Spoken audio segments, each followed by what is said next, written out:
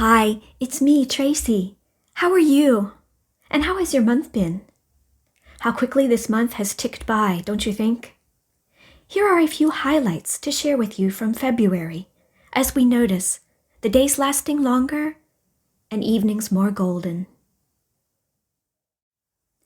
At the top of the month, February 1st through the 2nd, we celebrated Imbolc and Candlemas. February 1st and 2nd marks a confluence of several feast days and occasions, including the Celtic feast of Imbolc, St. Bridget's Day, and Candlemas.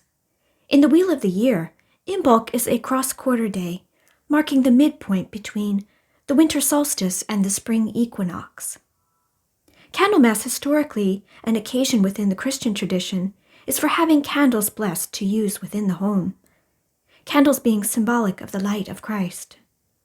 I practice an earth-based spirituality that honors my Catholic heritage. For Imbolc and Candlemas, I baked oaten bread and served it with a brie-style cheese and dried reindeer meat, along with some fruit. A good time of year for the occasion, and the food was delicious. Most mornings here begin with a workout.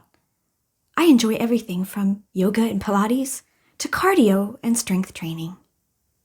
After hurting my back in December, I've gradually been getting back into some better shape and lifting more heavier weights now. And you know that I love walking too. After breakfast, I often get out the slow cooker and do a quick prep for a meal that can simmer happily away for a few hours while work happens. Husband and I both work from home, and dinner that is magically ready later is always great. Here I've made a chickpea curry in the slow cooker. Another one of my own little recipes. Not a very authentic curry, mind you, but I'll put the recipe in the description box below for you. On weekends, husband TJ and I try to get out for a good walk in nature. And walks have been extra beautiful this month with fresh snowfall. A special walk is through our beloved Borre Park with the Viking graves. And a short walk away is the Gildehallen, a wooden, reconstructed, Viking-inspired banquet hall that is connected with the Midgard Viking Center. This area is among our favorite places.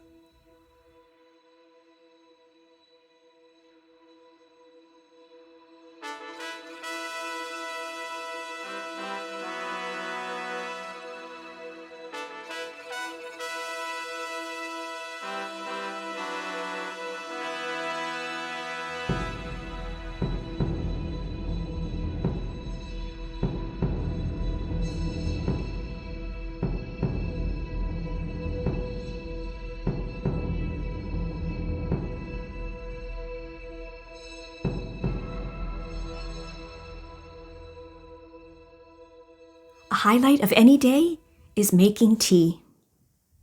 I love the ritual of preparing a cup of tea or a pot of tea. Tea is essential for making creative magic happen.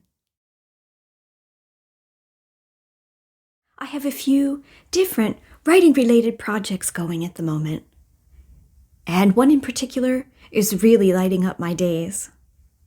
I can't say too much about it just yet, and that all sounds very mysterious and vague. But time at my desk has been extra exciting, but it will take a while to complete the project. And my hair is always looking wonky at the back, so don't mind me.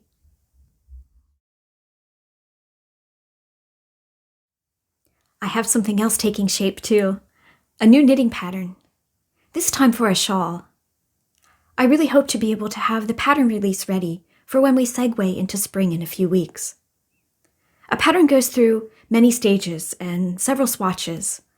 There is a fair amount of math and planning and dreaming behind it all. And I like using bright colors of yarn during the swatching and drafting stages of creating a pattern. Color just adds a lot of happy to the process. And speaking of yarn, I have this gorgeous selection of yarn, with which I've started a crochet project. I'm making a granny square waistcoat or sweater vest. I've had mixed experiences with crocheted garments in the past in terms of wearability. So I'm both nervous and excited about this project, and I'm really hoping that it will be a winner and something I can actually wear. Right now, I'm hooking a lot of squares. This has been a nice companion project for the winter weekends.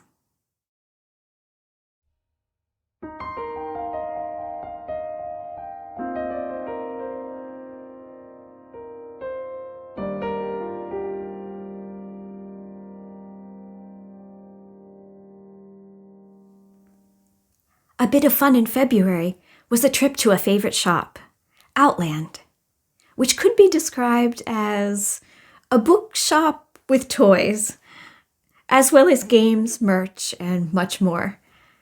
This shop has a bit of everything for everyone.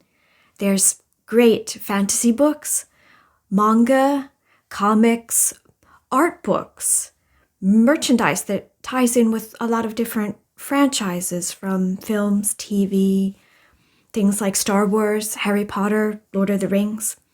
So much, so many. They have a lot of great games, and they have game models that you can paint for worlds that you can create in role-playing games. There's all sorts of other fun things too, like mugs, t-shirts, notebooks, stickers related to franchises, even Asian snacks and drinks.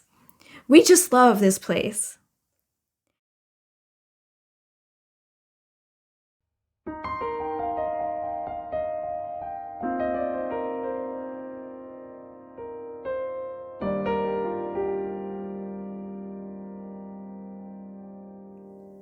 A town close to us that we enjoy visiting is Sandefjord.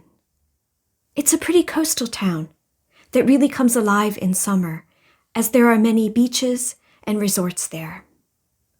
It has a rich history going back to the Vikings, and in the 1800s, Sandefjord was one of the whaling capitals of the world and became a very wealthy town, and later was related to shipping industries.